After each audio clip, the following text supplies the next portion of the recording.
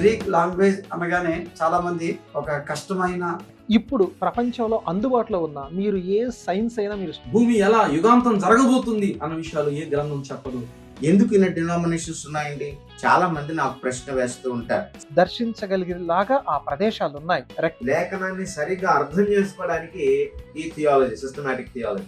వివాహ వ్యవస్థని ఒక మంచి ఉద్దేశంతో ప్రారంభించాడు. ప్రభావవంతమైనటువంటి పిల్లల పరిచయం ఈ సబ్జెక్ట్ మీకు ఎంతగానో బైబిల్లోంచి మిషన్స్, ఒక పురుషునికి స్త్రీ ఉండడం చాలా ప్రాముఖ్యమని, యేసుక్రీస్తు యొక్క మానవత్వం, ఏ ప్రవక్తలు మెసేజ్ గురించి మీకు ఈ పారిపోయిన వ్యక్తి ఏ విధంగా తిరిగి వచ్చాడు, ఈ సువార్త అంత ఈజీగా అర్థమైంది. యోహాను సువార్త చాలా ప్రత్యేకమైనది.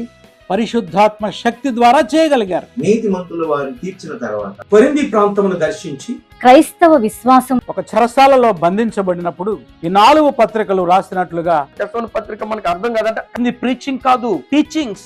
ఒకరినొకడు హెచ్చరించుకోవాలి.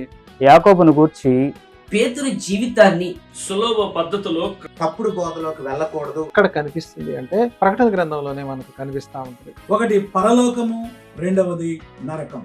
మారు మనస్సు, ఆలోచనలో మార్పు, నిత్య జీవమునకు కర్తైన యేసుక్రీస్తును కలిగి జీవించుటయే ప్రార్థన అనే మాటలో ఉన్న అంతరార్థం.